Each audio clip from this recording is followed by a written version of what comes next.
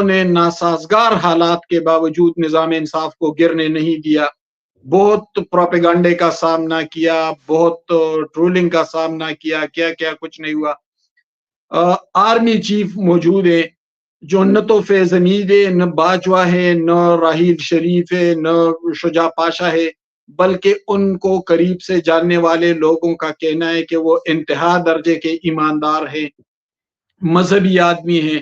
تو دیکھیں ہمارا کانفیڈنس یہی بڑھتا ہے کہ جو اہم ترین منصبوں پر لوگ بیٹھے ہوئے ہیں تو فرد کے حوالے سے وہ یقیناً بہتر لوگ ہیں، یعنی اپنے پیشروؤں سے بہتر۔ یعنی آپ دیکھیں جسٹس فائز عیسیٰ کے پیشرو تو ثاقب نثار بھی تھے نا، جن کی بیٹیاں آتی تھی عمران خان کی ہیئرنگ سننے اور اس کے لیے ہیئرنگ رک جاتی تھی۔ تو یہ تو حال تھا ہمارے سپریم کورٹ کا، اور پھر کیا کچھ نہیں ہوا پاناما سے لے کر ثاقب نثار کے آخری دن تک۔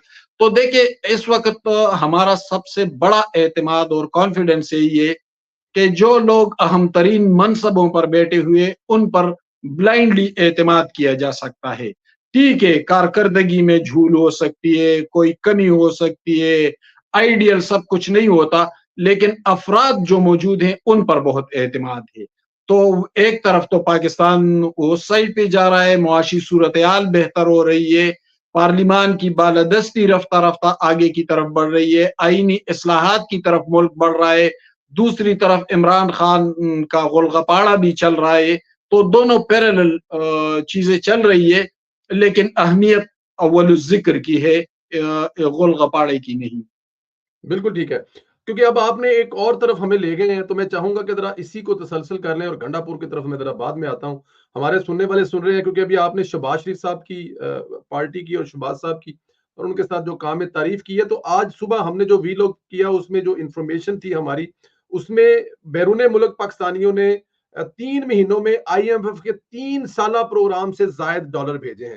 اب تفصیل ان کی آپ کے پاس ہے۔ سپٹمبر میں یہ 2024 جو سپٹمبر تھا اس میں 2.8 ارب ڈالر تھے، اور جو سپٹمبر 2023 اس میں اس سے 29% زیادہ ہے، یعنی کہ پچھلے سال سے اس سال کے سپٹمبر میں 29% زیادہ ہے۔ سعودی عرب سے 68 کروڑ ڈالر، جبکہ یو ای سے 56۔ اس طرح آگے جا کے اس کی یورپ سے بھی 1 ارب ہے، اس سے جا کے امریکہ سے بھی ہے آگے پیچھے۔ اور کیا پھر اس کو یہ سمجھا جائے کہ یہ جو آپ نے ساری باتیں کی ہیں اسی بات کا تسلسل ہے، کیونکہ پاکستان میں اس وقت جو ڈیلیور کر رہے ہیں، چاہے وہ ادارے ہیں، چاہے وہ شخصیات ہیں، چاہے وہ حکومت ہے، لوگوں کا اعتماد ہے، غیر ملکیوں کا اعتماد ہے، اس کو سمجھا جا سکتا ہے؟ دیکھیں پرویز بھائی، میں نے اکنامک رپورٹنگ کبھی نہیں کی ہے صحافت میں، لیکن جن کلیگ سے بات ہوتی ہے تو ان کی تقریباً اجتماعی رائے یہی ہے کہ انڈیکیشنز بہت اچھے ہیں، لیکن جب ہم ظاہری طور پر بھی دیکھتے ہیں تو سعودی ڈیلیگیشن آج بھی انتہائی اعلیٰ لیول کے ڈیلیگیشن اسلام آباد آیا ہے۔ ابھی ملیشین پرائم منسٹر دورہ کر کے لوٹ گئے ہیں۔ تو ملیشیا اور سعودی عرب کو مسلم دنیا میں اقتصادی اور انڈسٹریل حوالے سے، مالی حوالے سے تو ان کو برتری حاصل ہے، اس کو تو ہم نظر انداز نہیں کر سکتے۔ چائنیز پرائم منسٹر کی آمد ہے، شنگھائی کانفرنس کا سلسلہ چل رہا ہے۔ تو دیکھیں یہ تمام انڈیکیشنز جو ہیں یہ پاکستان کے حوالے سے انتہائی بہتری کی نوید دے رہے ہیں۔ دوسری بات یہ ہے کہ جو ایک گروہ ہے جو ہر وقت انتشار اور احتجاج کی تلاش میں ہوتا ہے، تو ایک غیر محسوس طریقے سے دیکھا جا رہا ہے کہ وہ بہت شرنگ ہوتا جا رہا ہے، اس کی وہ قوت اور وہ حجم نہیں رہی جو پہلے تھی۔ یعنی آپ 8 فروری کو دیکھ لیں اور آپ آج دیکھ لیں، تو جو 2 ہفتے کے دوران سنگجانی، پنڈی، لاہور اور پھر ڈی چوک احتجاج، یہ 2 ہفتے کے اندر ایک صوبے کا وزیر اعلیٰ لاپتہ ہونے کا ڈرامہ رچائے، تو پھر آپ اندازہ لگا لیں کہ ان کے بارے میں عمومی طور پر رائے کیا بنے گی۔ لیکن اس وقت جو عوامی رائے کا سوال آپ نے پوچھا، تو جو میں دیکھ رہا ہوں تو عمومی رائے جو ہے، ظاہر ہے کہ اس وقت انٹرنیٹ ہے، اخبارات ہیں، الیکٹرانک میڈیا ہے، کمیونیکیشن کے ذرائع بہت تیز ہو گئے ہیں، لوگ اویئر بھی بہت ہو رہے ہیں. تو مجھے ایسا محسوس ہو رہا ہے کہ جو ایک جذباتی پیریڈ تھا جس میں پی ٹی آئی ابری تھی، جس میں سوشل میڈیا کا رول بہت مبالغہ آمیز ایگزیجریٹڈ تھا اور اس نے رائے کو ڈائیورٹ کیا تھا، تو ایسے محسوس ہو رہا ہے کہ وہ رائے ایک غیر محسوس طریقے سے واپس صحیح سمت میں جانے لگی ہے. کیونکہ لوگوں سے بات ہوتی ہے یا میڈیا پہ دیکھتے ہیں تو جو ہو رہا ہے، یعنی اگر ملیشین پرائم منسٹر بھی آئے اور جو معاہدے ہو رہے ہو یا سعودی ڈیلیگیشن آ رہے ہو، جن معاملات پر دستخط ہو رہے ہو، شنگائی کانفرنس میں کیا ہو، تو لوگوں کو مکمل طور پر پتہ ہوتا ہے. میں اور آپ صحافت سے ہیں لیکن وہ ہم سے بھی زیادہ جانتے ہیں، ان کو ہر چیز کا پتہ ہوتا ہے. تو اس کا مطلب یہ ہے کہ ایک تو عمومی رائے جو ہے وہ مثبت سمت میں جانے لگی ہے. دوسری بات یہ ہے کہ وہ جو پیریڈ تھا، ایک ٹرانزیکشنل پیریڈ تھا، جو جذباتی پن تھا جس میں، وہ تیزی کے ساتھ گرنے لگا ہے. جذباتی پن جو ہے وہ تیزی سے گرنے لگا ہے. ظاہر ہے دوسری طرف جب آپ کو اپنی آنکھوں سے سب نظر آ رہا ہے، بہتری نظر آ رہی ہے، تو پھر آپ ایک فریب کے پیچھے کیوں بھاگیں گے؟ اب ذرا یہ فرمائیے، گنڈا پور والی سٹوری ہے کیا؟ اپنے قافلے کو چھوڑ کر وہ اچانک اتنی رکاوٹیں عبور کر کے کے پی ہاؤس کیسے پہنچے؟ اور اگر پھر وہ نہانے آئے تھے اور چائے پینے آئے تھے، تو چائے پینے کے بعد، نہانے کے بعد وہ ڈی چوک پر کیوں نہیں گئے؟ اور پھر وہ پوری یہ سلسلہ جو ہے یہاں سے واپس، کبھی وہ کہتے ہیں میں بس میں گیا ہوں، کبھی کہتے ہیں میرے پاس کرایہ نہیں ہے، کبھی کہتے ہیں ڈی پی او سے کہا تو اس نے کہا میں نے اپنے. یہ ذرا پوری سٹوری ہمیں بتائیں تو صحیح نا سننے والوں کو، اصل ساری سٹوری اس کے بہائنڈ ہے کیا سر؟ سندیلا صاحب، آپ چونکہ سوشل میڈیا شو کرتے ہیں تو مجھے کم از کم یہ اعتماد ہے کہ میں جو بات کروں گا وہ سنسر نہیں ہوگی، وہ چل بالکل بھی پڑے نہیں گی. ہوگی. دیکھیں میں آپ یہی کو تو اس شو کا مزہ ہے، اس میں جو لفظ ہے وہ جا رہا ہے، روک کوئی نہیں سکتا اس کو. میں آپ کو کہانی اس کی سناتا ہوں. پلیز. میں نے ابھی 2 دن پہلے بھی ادھر ادھر میڈیا پہ بات کی کہ یہ سرے سے احتجاج تھا ہی نہیں، اچھا جی. احتجاج ڈائیورٹ ہو گیا تھا. اور کہاں پہ ڈائیورٹ ہوا؟ جب گنڈا پور ادھر یہ جنگ باتر کے قریب پہنچے، اسلام آباد کے قریب، تو وہاں سے احتجاج کا معاملہ ڈائیورٹ ہونا شروع ہوا. اور میں کچھ ایویڈنسز بھی آپ کے سامنے رکھوں پلیز. گا. وہاں پہ اس کو ایک فون آتا ہے اور کہتے کہ تو جا کر ڈی چوک بیٹھ جاؤ. لیکن اس دوران گنڈا پور صاحب کے جو اپنے رابطے ہیں وہ ان کو بتاتے ہیں کہ آپ ڈی چوک نہ جائے، یہ تو آپ کو پھنسانے کا پروگرام ہے عمران خان کی طرف سے. کس کی طرف سے؟ عمران خان کی طرف سے. آنے کا پروگرام گنڈا پور کو. اور وہ اس کو ڈی چوک لے جا رہے تھے کہ جب یہ ڈی چوک پہنچیں گے اور وہاں بیٹھ جائیں گے تو ان کو گرفتار کر لیا جائے گا. اور عمران خان کی خواہش تھی کہ گنڈا پور گرفتار ہو. کیوں خواہش تھی؟ دو وجوہات سامنے آ رہے ہیں، 2-3 وجوہات. ایک یہ کہ گنڈا پور بہت تیزی کے ساتھ منظر پر ابھرنے لگے ہیں.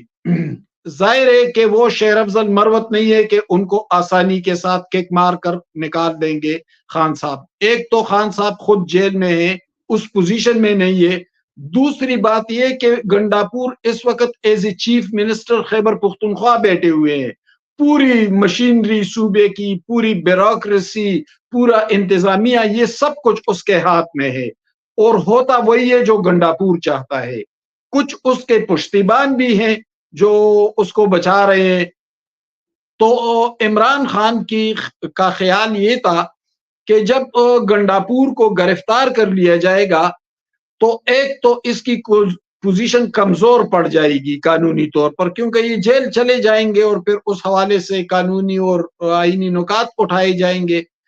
دوسری بات یہ ہے کہ جو ان کا پوسچر بن رہا ہے تو میں کسی اور کو، گنڈا پور کے لیے بہانہ پورا ہو جائے گا اور میں کسی اور کو نامزد کروں گا وزیر اعلیٰ کے لیے. اور تیسری بات یہ تھی کہ گنڈاپور گرفتار ہوں گے تو جو کرپشن ہوئی ہے 8 فروری کے بعد جب حکومت قائم ہوئی خیبر پختونخوا میں تو اربوں روپے کی کرپشن ہوئی ہے اور کرپشن ہو بھی رہی ہے.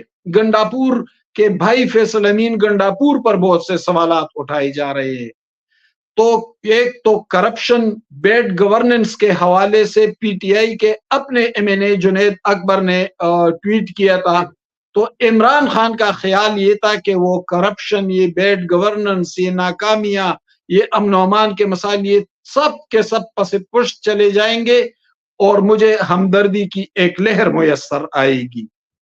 چونکہ پنجاب میں ان کی مقبولیت بہت بری طرح گر رہی ہے. اور یہ میں نے اس خبر کو بہت پہلے بریک کیا تھا جب سنجانی کا جلسہ ہوا تھا. تو میں نے کہا تھا کہ گنڈاپور نے جو زبان استعمال کی ہے مریم نواز کے حوالے سے، جو بعد میں دوسرے دن ان کے وزیر تعلیم مینا خان افریدی نے اس سے بھی بدتر زبان استعمال کی. تو میں نے کہا کہ پنجاب کے نفسیات اور تاریخ کو مد نظر رکھتے ہوئے میں کہہ رہا ہوں کہ پنجاب بڑا ری ایکشن دکھائے گا اب. اور پنجاب نے پھر دکھایا. لاہور جلسہ ہوا، اس میں ایک بھی پنجابی دکھائی نہیں دیا. پھر احتجاج کی کال دی، پنجاب میں ایک بھی کوئی نہیں نکلا، ہم نے نہیں دیکھا. پنڈی میں جلسہ ہوا، صرف مقامی قیادت سیمابیہ طاہر، راشد حفیظ، اعجاز جازی یہ لوگ تھے، جبکہ پورے پنجاب سے ایک بھی جلوس پنڈی میں نہیں آیا. اور پھر احتجاج میں بھی یہی ہوا. تو پنجاب خاموشی کے ساتھ ایک بہت طاقتور رد عمل دینے لگا ہے. اس وقت جو پی ٹی آئی ہے وہ خیبر پختونخوا تک محدود ہو گئی ہے. اور خیبر پختونخوا میں چونکہ علی امین کے پاس اس وقت طاقت ہے اور اقتدار ہے تو بہت سے ایم پی ایز بھی ان کے ساتھی ہے. تو عمران خان کا منصوبہ یہ تھا کہ میں تو اس کو راستے سے آسانی کے ساتھ ہٹا سکوں گا. لیکن جب وہ 26 نمبر پر اترے علی امین گنڈاپور تو ان کو کال آئی کہ ڈی چوک اگر آپ جائیں گے تو آپ اپنی وزارت اعلیٰ اور سیاسی حیثیت کا دھڑ تختہ کر دیں گے. اور یہاں سے اس نے اپنے ذہن کو تبدیل کیا اور وہ خیبر پختونخوا ہاؤس چلے گئے. اور پھر میں ایک صحافی دوست کے ساتھ ادھر ہی تھا. کوئی 6:30 بجے کے بعد گنڈاپور صاحب نکل گئے تھے اور جہاں گئے تو پھر اس حوالے سے میڈیا میں باتیں ہوئی. سر اگلی سٹوری بھی بتا دیں ان کو ذرا، کے پی کے تک لے کے جائیں نا سر، یہ سارا قصہ بتائیں نا کہ وہ پھر کہاں گئے، کے پی کے کیسے پہنچے اور کب پہنچے. اور وہ پوری سٹوری سنا رہے ہیں اس میں کوئی حقیقت ہے بھی ہے یا وہ پوری سٹوری ہے کہ بس کا کرایہ نہیں، گاڑی نہیں، پیدل پہنچا ہوں 12 ضلع. اور یہ 12 ضلع کیسے کمپلیٹ ہوتے ہیں؟ یہ کہیں بہت تسلسل تو نہیں ہے 12 موسموں کے بعد 12 ضلع والا؟ دیکھیں مکمل جھوٹ بول رہے ہیں، سراسر جھوٹ بول رہے ہیں گنڈاپور صاحب. اگر وہ چاہے تو مجھے بلا لے، میں ان کا انٹرویو کر لیتا ہوں، میں کچھ ایویڈنسز سامنے رکھتا ہوں. یہ تاثر بھی غلط ہے کہ وہ اس کے منال کے راستے گئے، وہ موٹر وے کے راستے گئے تھے. رات 1 بجے وہ یہاں سے نکلے اور 3:25 پر چیف منسٹر ہاؤس پشاور کا گیٹ کھلا ہے اور گنڈاپور صاحب وہاں داخل ہوئے تھے. دوسرے دن شام کے وقت وہ اسمبلی میں دکھائی دیے. اس دوران یہ غائب رہے اور لوگوں کا خیال تھا کہ وہ کسی ادارے کے پاس ہے، حالانکہ وہ رات 1 بجے اسلام آباد سے نکل گئے تھے، پشاور پہنچ گئے تھے. اس دوران انہوں نے چیف سیکرٹری اور آئی جی کے ساتھ رابطہ کیا ہے، کسی اور کے ساتھ ان کا رابطہ نہیں ہوا تھا، وہ اپنے گھر میں بیٹھے ہوئے تھے. اور پھر شام کو اچانک اسمبلی میں اس لیے نمودار ہوئے کہ ایک تو ایک ڈرامہ کر لے اور دوسرے وہ جو ایک پھیل گیا تھا، مختلف افواہیں پھیل گئی تھی تو اس سے اس کو بھی ڈیفیوز کر لے. تو وہ اچانک اسمبلی میں آئے. اس سے پہلے 4 بجے کے قریب اسمبلی کا اجلاس 2 بجے بلایا گیا تھا، لیکن ان کے بھائی فیصل امین گنڈاپور اور 1-2 اور لوگ ایم پی ایس کے ساتھ رابطے میں تھے اور ان سے کہا گیا تھا کہ آپ قریب رہیں، جو ہی آپ کو کہیں گے تو آپ اسمبلی میں آ جائے. کوئی 5 بجے کے قریب ایم پی ایس اسمبلی میں آ گئے اور ایک ممبر پی ٹی آئی نے کھڑے ہو کر کہا کہ اگر وزیر اعلیٰ ہمارے غائب ہیں تو پھر ہم ایوان فوری طور پر نئے وزیر اعلیٰ کا بندوبست کر لے تاکہ نظام چل پڑے. اور جو ہی یہ بات اس نے کی تو 10 منٹ کے اندر اندر گنڈاپور صاحب برآمد ہوئے تھے اور اسمبلی میں آ گئے تھے اور پھر سارا ڈرامہ کیا. اچھا یہ وجہ ہے ان کی اچانک انٹری مارنے کی. بیرسٹر گوہر صاحب کی بھی تو ملاقات ہوئی نا خیبر پختونخوا ہاؤس میں. وہ اس ملاقات میں بھی کچھ ان کی کوئی اندر کی صورتحال کوئی؟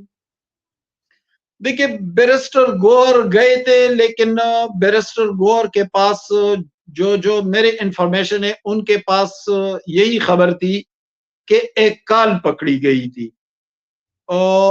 اس کال میں کچھ معلومات تھے کچھ خطرناک اور اس میں یہ بھی کہا جا رہا تھا کہ ایس سی او کانفرنس کو ہر صورت سبوتاج کرنا ہے اور احتجاج کو اس کے لیے استعمال کرنا ہے تاکہ یہ آگے نہ بڑھے. یہ اس کو ہر صورت ناکام بنانا ہے. یہ تو پھر ایک طویل کہانی ہے سندیلا صاحب. وہ سی پیک کو بند کرنا اور وہ ظاہر ہے کہ چائنا پروجیکٹ جو ہے نا وہ تو اس کے مخالفین تو ویسٹرن کنٹریز تقریباً سارے ہیں اور پھر جہاں خان صاحب کے اثر و رسوخ زیادہ ہے وہ تو پھر کٹر مخالف ہے اس کے. تو شنگھائی کانفرنس تو ظاہر ہے کہ وہ تو چین ہی کا تو اس کو ناکام بنانے کی حوالے سے کچھ بات ہوئی تھی. اور گنڈاپور صاحب اس کال کا حصہ تھے. بعض ذرائع سے بات ہوئی تو کہا جا رہا تھا کہ یہ بات عمران خان اور گنڈاپور صاحب کے درمیان ہوئی تھی اور ایس سی او کانفرنس کو سبوٹیج کرنے کے حوالے سے کچھ باتیں ہوئی تھی. تو بیرسٹر گوہر کو میرے معلومات کے مطابق ان کو وہ کال سنوائی گئی اور پھر وہ سراسیمگی میں بھاگتے ہوئے گنڈاپور صاحب کے پاس جا پہنچے تھے اور کہا تھا کہ خدا کے لیے آپ کوئی ادھر ادھر حرکت نہ کرے ایک کال پکڑی گئی ہے. یہ وہ اصل کہانی ہے. اچھا یہ جو کوئی گروپ ہے خیبر پختونخوا اسمبلی کے اندر اور وہ جو گروپ گنڈاپور صاحب کے خلاف ہے وہ کیا مضبوط گروپ ہے حرکت میں آ سکتا ہے خطرہ ہے اس سے گنڈاپور صاحب کو؟ دیکھیں پرویز بھائی یہ ایک گروپ نہیں ہے.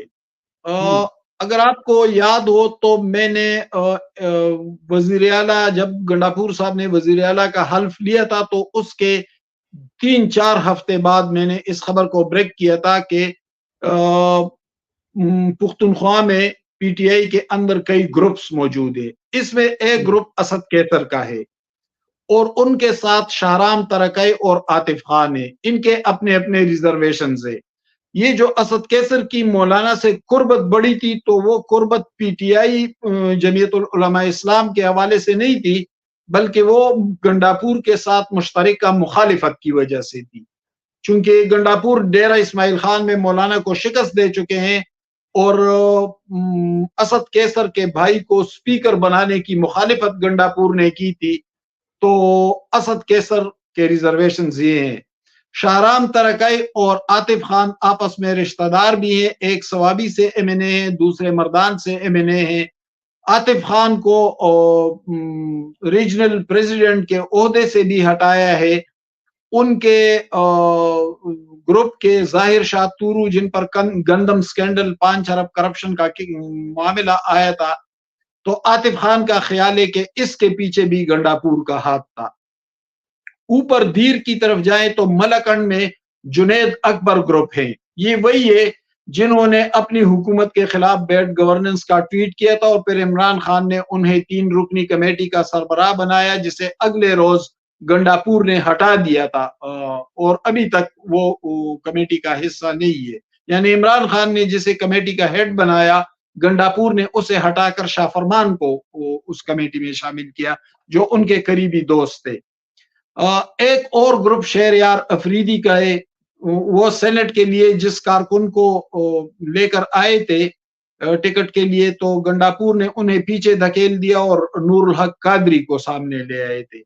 تو اسی طرح بہت سارے گروپس ہیں اور یہ گروپ ان گروپس کی صوبائی اسمبلی میں نمائندگی ہے. یعنی اسد کیسر کا بھائی بھی صوبائی اسمبلی میں शाहराम तरकाई का भाई भी सूबाई असम्बली में, शहरयार के एक दो MPAs है, जुनेद अकबर के साथ तो जो CNW के मिनिस्टर थे शकील खान जिसे हटाया गया वो जुनेद अकबर ग्रुप के, तो ये बहुत सारे लोग हैं। लेकिन जो ही कोई इशारा मिलेगा या साजगार हालात मुयस्सर आएंगे तो ये सारा ग्रुप सामने आ जाएगा और फिर अपोजिशन और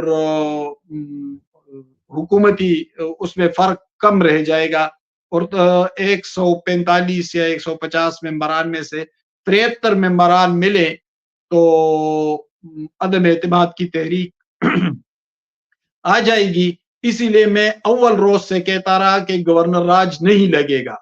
अगर गंडापुर को रुखसत करना हुआ भी तो अदम एतमाद के जरिए किया जाएगा और वो कोई इतना मुश्किल भी नहीं है क्योंकि अपोजिशन के पास इस वक्त काफी नंबर में लोग मौजूद है ख्वातीन सीटों और दूसरे हवालों से, तो कोई ज्यादा फर्क नहीं है। वो फर्क इन ग्रुप्स के जरिए आसानी के साथ पूरा किया जा सकता है, निकाला जा सकता है। बिल्कुल ठीक है। अच्छा जरा ये फरमाइएगा, इन हालात में जब SOC हो रही है और PTI अपने जोबन पर है इंतशार फैलाने में, तो ऐसे में PTM पर पाबंदी और फिर PTI उसमें शिरकत की हामी भर रही है और बल्कि अपने वो हर गुजरते दिन के बल्कि मैं अगर ये कहूं कि गुजरते घंटे के बाद वो अपना मौक़िफ़ भी चेंज कर रहे हैं। देखिए सदले साहब PTM के का जो नैरेटिव है जाहिर है उससे मैं और आप जैसे लोग इत्तेफाक नहीं कर सकते, उस हवाले से हमारे अपने तहफ़्फ़ुज़ात हैं। लेकिन PTM को चूंकि फाटा डिस्ट्रिक्ट में खुसूसी तौर पर मकबूलियत हासिल है, इससे इनकार नहीं किया जा सकता। ठीक है। और PTI एक कंफ्यूजन से आगे नहीं बढ़ रही है, दर पर्दा उसके कारकुन PTM के साथ हैं, जबकि पार्टी की सतह पर वो PTM के साथ नहीं जा रहे हैं। लेकिन आप गुज़श्ता 24 घंटों में देख ले, कल सुबह PTI ने कहा कि हम PTM के इज्तिमा में जाएंगे और उसके 1 घंटे बाद मैंने एक मीडिया पे बात भी की थी तफसील के साथ कि कौमी जमातें तो इस तरह के इज्तिमात में नहीं जाती, यानी पीपल्स पार्टी भुट्टो का लाश लेकर गई थी, लेकिन जब संदूदेश की तहरीक उठी तो उस संदूदेश तहरीक को काउंटर भी पीपल्स पार्टी ही ने किया था सिंध में। तो मैंने कहा कि यहाँ कोई भी साहिब अकल नहीं कि इनको समझा दे कि इसमें कौमी जमातें नहीं जाती, अलबत्ता कौम परस्त जमातें जैसे NPU ये तो वो जाते हैं और उनकी सियासत भी यही है, उन पे एतराज नहीं किया जा सकता। तो सुबह इन्होंने ये बात की, शाम को पार्टी चेयरमैन बैरिस्टर गौहर ने पार्टी पेट पर बयान जारी कर दिया कि किसी इज्तिमा में हमारा कोई मेंबर कौमी असम्बली, सूबाई असम्बली, सेनेटर या पार्टी रहनुमा कोई भी इस इज्तिमा में किसी इज्तिमा में न जाए, यानी 1 दिन के अंदर। आज सुबह सलमान अकरम राजा ने कहा कि PTM के साथ ज्यादती हो रही है और मैं उनका केस लड़ने को भी तैयार हूं। तो सुबह पार्टी के सेक्रेटरी ये बयान देते हैं, फिर शाम को खैबर पुख्तनख्वा हुकूमत के मुशीर इत्तलात बैरिस्टर सैफ बयान जारी करते हैं कि चूंकि इस तंजीम पर वफाकी हुकूमत ने पाबंदी लगाई है और ये आईन कानून से बाहर है और आईन कानून की पाबंदी नहीं करती तो हम इसको मुकम्मल तौर पर डिसोन करते हैं, हम न इसमें शिरकत करेंगे, न इसमें जाएंगे, न हमारा इससे कोई ताल्लुक है। तो अच्छा, इससे पहले जब पुलिस ने उस पर रेड किया तो PTI वालों ने कहा कि ये हमारे कहने पे नहीं हुआ, ये किसी और के कहने पे हुआ है। भाई ये पुलिस वालों को तो आप इस्लामाबाद पर चढ़ाई के लिए लाते हैं तो उधर आपकी बात मानते हैं, जब आप के पुलिस वाले यहाँ सिविल कपड़ों में आते हैं और हमले करते हैं, पत्थर बरसाते हैं, एहतजाज करते हैं, गोलगपाड़ा करते हैं, तो यहाँ तो आपकी बात मानते हैं और वहां आपकी बात नहीं मानते सूबे की चीफ एग्जीक्यूटिव तो आप है। तो PTI के रवैये में एक शदीद कंफ्यूजन है और कोई रास्ता उनको सुझाई नहीं देता, कभी एक बात करते हैं, कभी दूसरी बात करते हैं, उनको समझ भी नहीं लग रही। चले ठीक है, ये इमरान खान के से मुलाकातों की पाबंदी के बाद اگر دیکھا جائے تو کچھ معاملات پچھلے ایک دو دن سے بہتر نہیں ہے کہ اندر سے کوئی انتشار والی بات آ نہیں رہی، عمران خان صاحب کوئی اندر سے بڑک مار نہیں رہے اور باہر والوں پہ بھی پریشر کم ہو گیا ہے، تو کیا یہ پابندی کا سلسلہ ذرا لمبا نہیں چلنا چاہیے؟ یہ عمران خان کو جو سہولتیں دی گئی تھی یہ بولنے کی اور اندر سے ملنے کی. دیکھیے عمران خان کی ملاقاتوں پر تو 18 تاریخ تک پابندی لگا دی گئی ہے، جی اور ظاہر ہے کوئی ان سے ملاقات نہیں کر رہا ہے، کمیونیکیٹ ہو نہیں رہے. اب آپ سامنے کے سینیریو کو دیکھیں تو سینیریو یہ ہے کہ 5 اکتوبر سے 17 اکتوبر تک فوج کو طلب کر لیا گیا ہے شنگھائی کانفرنس کے حوالے سے اسلام آباد میں، اور دفعہ 144 بھی نافذ ہے. اور اسلام آباد ایک حساس شہر ہے، خصوصاً موجودہ حالات میں جب ایک بہت اہم کانفرنس ہو رہی ہے. تو 5 سے 17 تک یہ حالات ہیں، اور پھر عمران خان پر پابندی بھی 5 سے 17 تک لگائی گئی.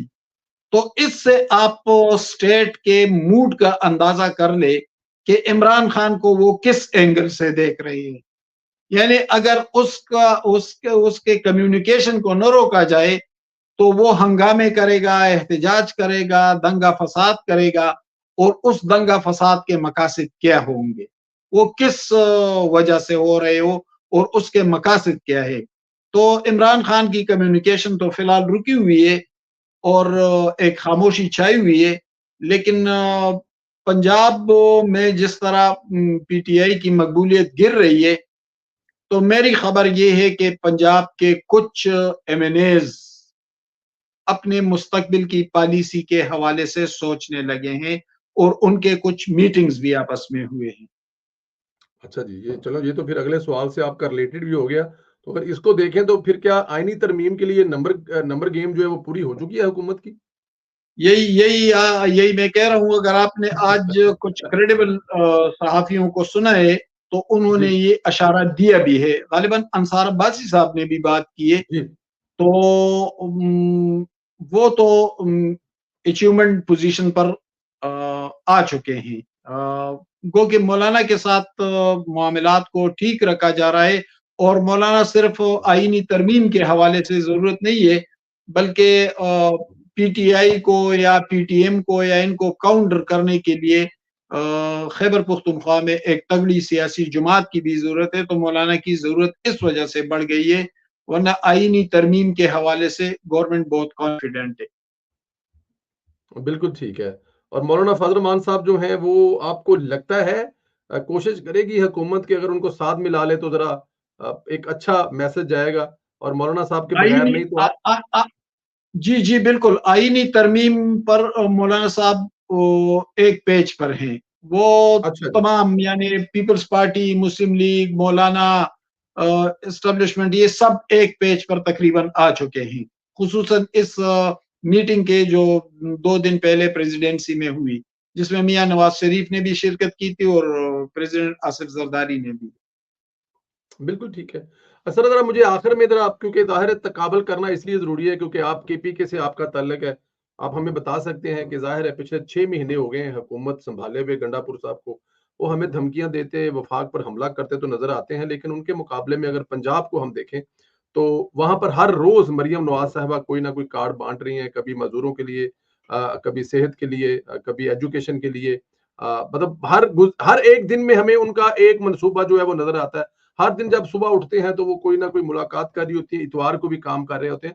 تو کے پی کے میں وزیر اعلیٰ کے علاوہ کوئی اور یہ کچھ کر رہا ہے یا کچھ نظر آ رہا ہے؟ کچھ نہ کچھ تو ہوا ہی ہوگا نا 6 مہینے میں سر.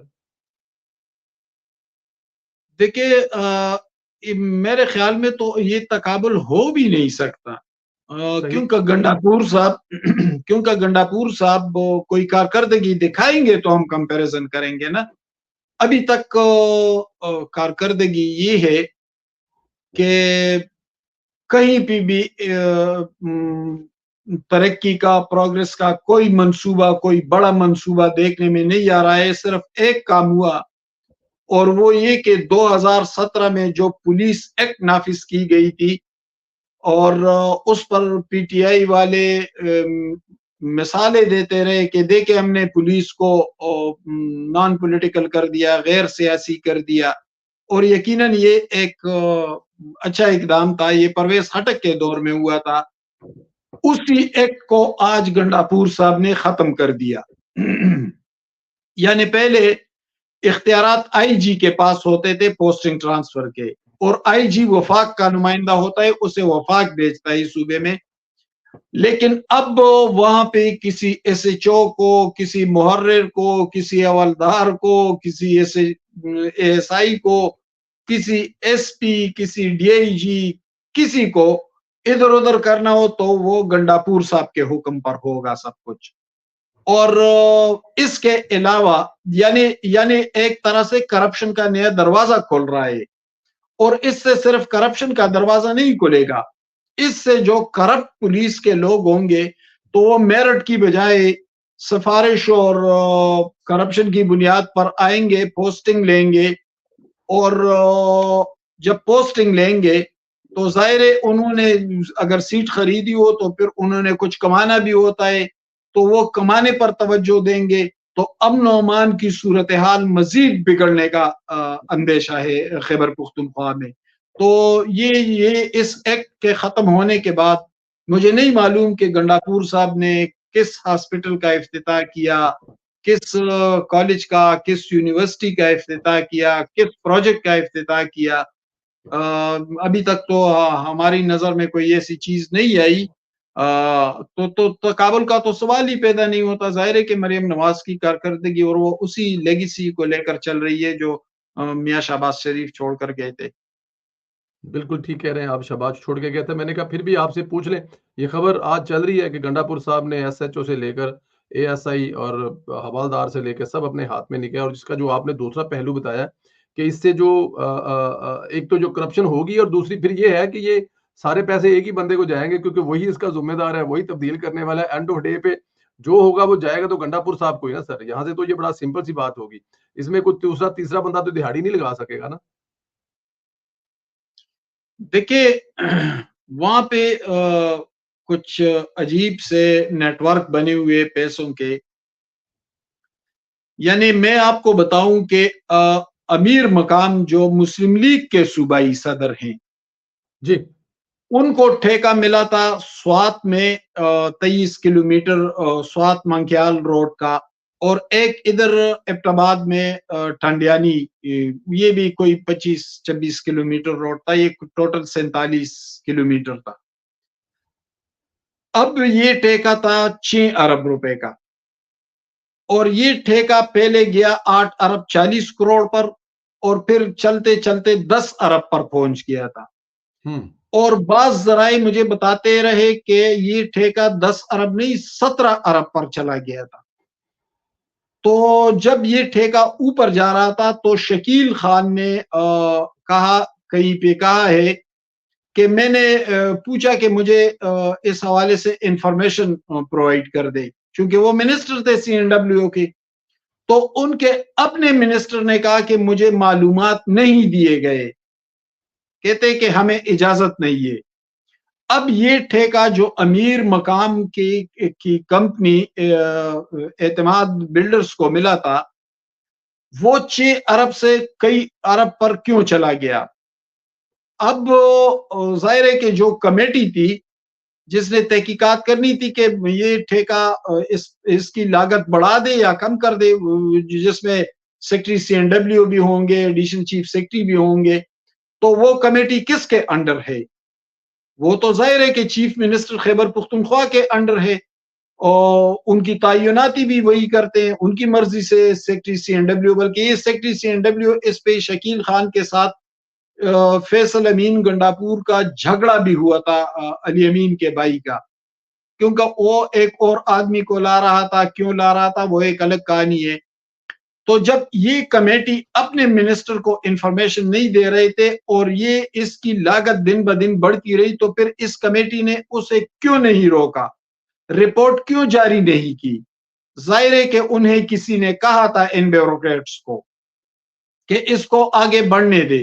اور پھر اس میں یہ جو 5-6 ارب کا گھپلا ہوا، تو وہ تو پھر جو سرکمسٹانشل ایویڈنسز ہیں، واقعاتی شہادتیں ہیں، وہ تو ہمیں یہی بتا رہے ہیں کہ امیر مقام اور صوبے کے اہم شخصیت کے درمیان معاملات طے پا گئے ہوں گے، کیونکہ اس کے علاوہ تو ہمارے پاس سوچنے کے لیے دوسرا راستہ ہے ہی نہیں۔